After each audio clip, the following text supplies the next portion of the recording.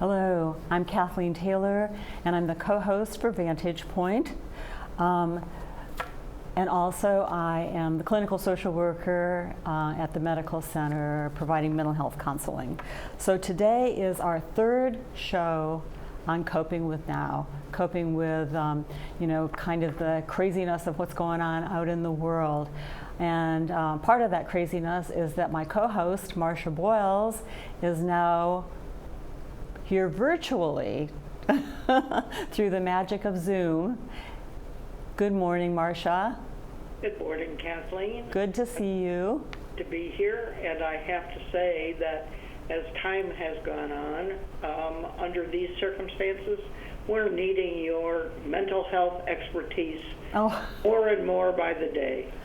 Yeah. Well, I think we both agree that that we really want to keep doing these shows as long as they're relevant to help people kind of make some sort of sense of what's going on from the standpoint of, how we are all reacting to all of these changes that are occurring. And if there are any ways that we can better understand and hopefully maybe adapt more constructively and more healthily to all these changes. So that's certainly our goal for the program. Yes, it certainly is. I will add, in addition to all the good things you were going to say, I will add a few examples that residents have provided in the way of their coping strategies. Yeah, that'll be great, because we have heard some good things. I think that, we hear this is the new normal, and I am saying right now, this is not normal. This is not even close to normal. But people are telling me that they feel themselves, they just don't feel like who they usually are. They feel that they're behaving in ways that they don't quite understand. Feel like maybe they're losing control a little bit, losing it. That's what I hear sometimes. I feel like I'm losing it. I will give you a little tiny example. Sure. Last week, somebody's aide was standing in the hallway talking very loudly on the phone in front of my door, and I went out, asked her to stop. She ignored me, and I not only swore at her, I called her a very bad name. And that was just totally out of character. Yeah, absolutely. And I can certainly share, other kinds of incidents from my own life. You're just on edge all the time. And what I want to sort of start out by telling people is that this is our minds and our bodies on stress overload, under the influence of stress and anxiety. So what we're experiencing, all of us, is a normal reaction to a really abnormal time. And I think that that's important for people to understand, because I think they do feel like they're losing it, like there's something wrong with them. And like we talked about last time, our bodies are hardwired to react to change as a danger. So we are, everything is geared up to be sensitive to this. And since we are now in our second month, I think, we figured out, of having to observe the isolation, quarantines, all of the different things we're doing to stay safe. But I think that there's a cumulative effect of all of this stress that we're absorbing, and that is causing us to sort of see the world a lot differently. I think that at the beginning, we were like, we can do this. I can do this with my eyes shut. This is not a problem at all. It's going to be fun. I'm not going to have to do things. I can binge TV, whatever I want to do. It's going to be really fun. And I think now that kind of is starting to wear off a little bit. And the reality is sinking in a way that we're starting to become more reactive. And so I think that it's beginning to grow old. It's definitely old. Mm-hmm. And I think that what people are noticing is the effects of that accumulation of stress and anxiety that we have kind of been adding to in the last month or so. All of the times we couldn't do what we wanted to do. All of the times we couldn't, go out and see our friends or go to a movie or, any of the things that would be our usual, we've not been able to do. And that all sort of continues to send us the message that something's wrong, and then we're reacting to that. So the things that you see, when your brain and your body are under the influence of that stress is that you start to get irritable, that you start to feel tense, that your mind just churns and churns and churns. You're not really able to focus on anything. You have a low tolerance for frustration. Every little thing sets you off. Noises, like you said, something, somebody out in the hallway making noise, it's just like, sends you off, because you're just so hypersensitive and hypervigilant. Everything seems overly vivid. Yeah. Everything, people are losing their tempers. And I think that, another interesting thing that happens is that even all of those wonderful things that you had that you were in mind that you were going to do to keep yourself busy during this time when you're in your apartment, all of a sudden those things are not satisfying you anymore. In fact, nothing's really satisfying you. And you're starting to feel bored.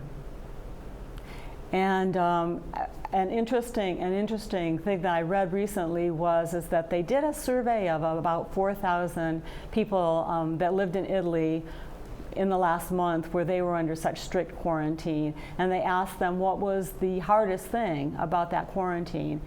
And what they responded with was, number one, loss of freedom, and number two, boredom. Those were the hardest things. And I think that how they kind of defined boredom was the idea that they lost their freedom. They lost their ability to do what they wanted to do, to meet their needs in the way that they would normally have them met. All right, so you're saying that boredom is lack of being able to make choices? Absolutely. Absolutely. I don't think any of us ever really thought about boredom as being that. Yeah. I think it's the inability, at one level, it's the inability to get your needs met. Which is kind of I think we sometimes associate boredom with childishness, I think you had told me that you had heard that, boredom was a lack of creativity or initiative or something like that? Both. Yeah. And, I remember my kids, they would get towards the end of school vacation and then they would just be saying, I'm bored. But they'd already, sort of done the things that they knew they wanted to do, and they'd run out of things. And now the world wasn't offering them anything else. So boredom ends up being, that everything, nothing satisfies you anymore. You look around, there's nothing else there. And then what do you feel? You feel bored because you have lost the freedom to go out into the world and seek something else. There's in this article I read, there was another thing that was really wild, which was a quote from Paul Tillich, which was basically that boredom was rage spread thin. And anger, a frustration that you can't do what you want to do. You can't get those needs met. And I think that this is an interesting component just because what we're seeing now out in the world is people are now starting to want freedom again. They're starting to picket, they're starting to reach out and demand freedom because they are starting to feel that sense of boredom, that they can't get their needs met anymore and they're tired of waiting. So this is definitely the time when we really need to double down on our ability to focus on ways to diffuse our anxiety, because at the point that you start to get all of that cumulative stress, you are so reactive. You are not, as you know, in your thinking brain anymore. You're in your reactive brain, and people are going to make poor choices at this point. So this is what I want to talk about now a little bit more, is ways that you can get your brain, your thinking brain, back on course. And the first thing that we really want to do again is just acknowledge that these are natural feelings that we're having, that we are stressed,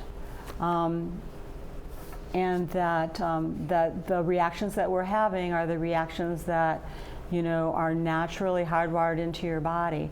So we have to very, very intentionally focus on how to bring our bodies back away from that tipping point, back away from that edge, because you are on the edge right now with all of the cumulative stress that you have been going through.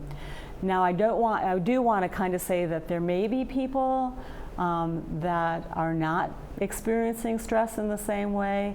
They are happily the people that perhaps have their brains wired a little bit differently, that they don't absorb stress in the same way, or more likely they are people that have had previous experiences in their life that have helped them learn how to adjust constructively to stress, to be more aware of when they're starting to feel more anxiety, and have learned ways to be able to diffuse that.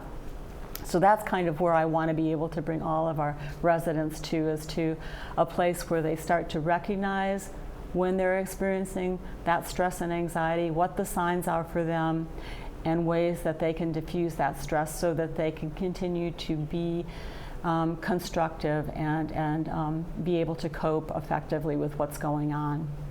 Kathleen, I think one thing that most of us are experiencing is that the sort of panic and getting to the edge comes and goes. Yes. It's not a constant state. Right. And that's right. It can just hit you at certain times of the day, for sure. I think evenings, night is always bad. I think that people are experiencing more kinds of sleep disturbances, just because that's when that brain starts to click into overload, and the brain won't turn off, and people are starting to have more trouble with their sleep. Yes, an issue. Yeah, and another part of kind of the reactions that people are having that I don't want to forget to talk about too, is that I think we're experiencing grief. We're experiencing really some serious losses right now. Certainly losses in our life related to what our usual routine is. Those are those routines that give us comfort and a sense of security. We have lost that sense of security that the world is going to proceed as we would expect it to. This is all totally incomprehensible, what's going on, and we mourn that. We mourn our friends that we can't see, that we can't be in the same room with, that we can't touch.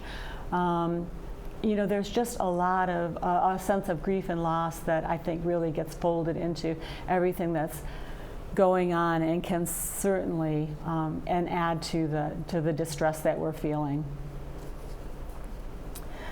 So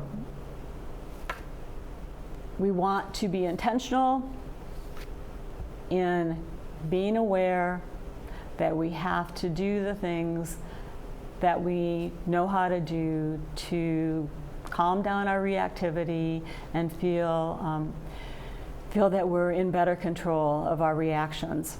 And we also have to be aware at this time that we really have to be intentional, because part of the accumulated anxiety will create a loss of motivation and initiation. We're starting to, that's kind of the same feeling that maybe we're talking about when we talk about boredom, is just sort of ennui. That's just like, I just don't have the things that used to, get me out of my chair and get me doing something. They're really not doing it for me anymore. So I just really can't get myself going, First 4 weeks I was doing my exercises, I was, doing that language class I had going or whatever, and now nothing is really calling to you in a way that's getting you moving. So we really, really have to talk to ourselves at that point and encourage ourselves that this is something that you have to do, that you want to do. So the first thing, and I've said this a bunch, is that we really have to stop. When we're starting to, like you said, when that moment of panic hits you, that moment of distress, whatever that looks like, you catch yourself losing your temper, you catch yourself just not being able to focus. That's the awareness that you need to have of when you're getting, to the edge. And at that point, you really have to have it in your mind that you're telling yourself, I need to stop right now. I need to breathe. It sounds really, really, really simple. How can that work? But it will work. Yeah. But the most important thing is that you have to have that awareness of when you're getting to that point. And then you have to have that voice that's kind of programmed into your head at that point. So now I stop. My cue is always that my shoulders are up around my ears with tension. That's a good one. Yeah, to be aware of, whatever your indicators are, definitely cueing in on your body is really, really helpful. Yeah, because you are going to feel that stress. People that are, jaw clenchers, is your jaw starting to tighten up? Headaches, people that are clenchers are going to have headaches at some point in time. So are you starting to have a lot of headaches? Everyone's signs are different, but I'm asking people to really pay attention to their bodies. Be aware. And understand what those signs are for you. And then it's the breathing, and that has to be intentional too. It's not like, okay, I stop, now I breathe, 1, 2, now I'm done. You really need to spend time breathing and paying attention to the breathing and making sure that that you're doing a very intentional, mindful job of breathing. Again, I think people think it's so simple that there's always a little component of eye rolling there when I talk about breathing, because it's like, how can that make that much difference? But it truly does if you commit to it. Another aspect of that commitment to breathing is really you need to practice that. Don't just do it when something happens, but definitely practice it. I usually tell people practice at least a couple of times a day for 10 minutes a time. Again, it's kind of good discipline for people when they're starting to feel like everything gets kind of floaty and they're not motivated. Use a little discipline in your life at this point is a good thing. So definitely use that opportunity to commit to learning to breathe in a way that helps you get to a point where you feel more relaxed. Now, Kathleen, for the folks that did not see our early programs, you need to explain that. Explain the practicing? The breathing. Oh, the breathing. Well, I mean, breathing is breathing, so you can do We've all been doing it for a long time. That's right. And you know what? I think the most important thing is that you just do it and focus on it. But, a good way definitely is to focus on breathing in, maybe to a count of 4, and through your nose, and then out for a count of 4, out your mouth. But the other thing is, then we add variations, because there's a thought that breathing in for 4 and out for 8, allows you to experience more relaxation. And then I have spoken about one that's very specific for anxiety, which is that you breathe in for 4, hold your breath for 7, and then you breathe out for 8. And that's supposed to engage a part of your brain that really helps slow down your heart rate and your breathing. So it actually really triggers that part of your brain in a positive way to enhance that sense of relaxation. You know, I don't mean to contradict you, but I have been finding for some time that it's just very simple to breathe in very deeply in through your nose and out through your mouth, and instantaneously you can see a difference. Yeah, it really does work as long as you're focusing. Amazing. I think that's the main thing, and then you can work on the variations. If that's something that that makes sense to you. Other relaxation techniques that are helpful are any kind of visualization kinds of things. I think we had talked about this before, that I think a lot of our residents, a fair amount, have been exposed to meditation practices. I think that the visualization things where you imagine yourself in your the favorite place for you, the place where you feel most calm, whether it's in the woods or at the beach, whatever your place is, and really just allow yourself to be there in that moment and experience all the things you would hear and see and feel, and really Pardon? And smell. And smell. Engage all of your senses, absolutely. And that's another good thing to practice and discipline yourself about. Visualization is part of grounding, which is kind of paying attention to the fact that you are here now in your body, that you feel, if you're lying down, you feel, the bed underneath you, that you feel, your arms touching the mattress, just all of the things that you need to do to kind of reinforce that you are right now here in your body and you are okay. Another thing that we talk about a lot is, and we'll probably get into this more because we have other shows, and one of them is self-care, is to have some good self-talk that you use in your head. The things that will help you to feel calm. Again, whatever works for people in terms of what they're feeling. But a lot of times it's something as simple as I'm okay, that I'm going to be okay. But different affirmations and validations that you can tell yourself. You're kind of your own coach at this point. You're the person that is going to be able to, especially if you're in your apartment by yourself, have to be that person who says you're going to be okay. I like that. I like that notion of you're your own coach. Mm-hmm. Yep. Mm-hmm.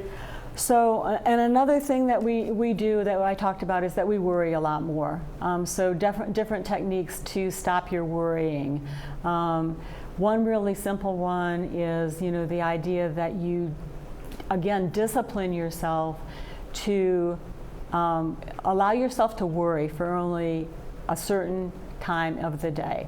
So what I tell people to do a lot of times is, if you're starting to worry, sit down, make a list, and then tell yourself that the next day, you're going to spend exactly 10 minutes worrying, and then you're done for the day.